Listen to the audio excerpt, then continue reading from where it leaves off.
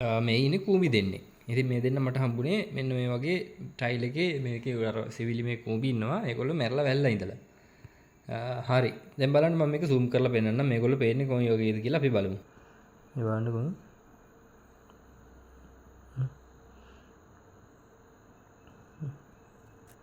මේ අනිත් එක්කෙනා. පැහැදිලිව පේනවා.